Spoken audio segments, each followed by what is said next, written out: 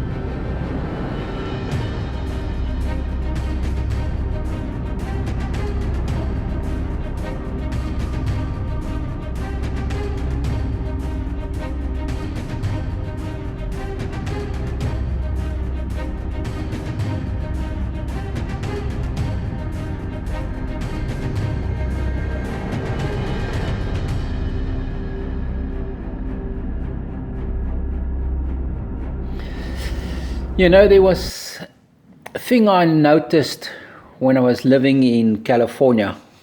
Americans,